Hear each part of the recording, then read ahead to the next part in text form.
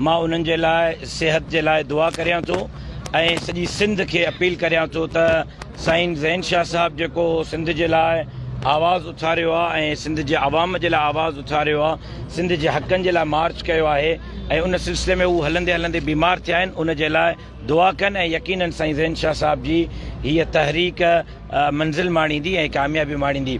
जेसीं ताईं ॻाल्हि आहे PDM जे हवाले सां यकीनन सूबा बाइख्तियार आहिनि। सूबनि 18 तरमीम खां पोइ सभु मामलात सूबनि जे हवाले आहिनि। मरकज़ी लेवल ते असां जेको कुझु भुगती रहिया आहियूं पोइ हुकूमत जो ख़मियाज़ो भुगते रहिया आहियूं।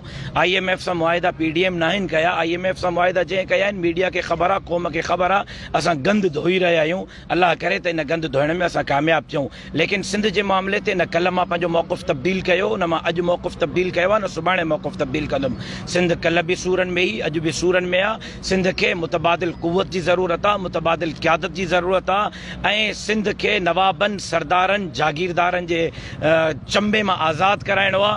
ऐं यकीनन सिंध जूं सुजाग धुरियूं, सिंध जा हमदर्द, सिंध जे अवाम जा हमदर्द, सिंध जे बेटनि, वसीलनि, जज़ीरनि जा चौकीदार जेसि ताईं ॿाहिरि न निकिरंदा, जदोजहद न कंदा, सिंध जे अवाम खे मुतबादिल प्लेटफॉर्म न ॾींदा, तेसि ताईं शायदि असां इन जदोजहद ऐं मिशन में कामयाबु न थींदासीं। यकीनन सभा जहिड़ी सिंध सूरनि में आहे, उन्हनि खे आज़ादु कराइण जे लाइ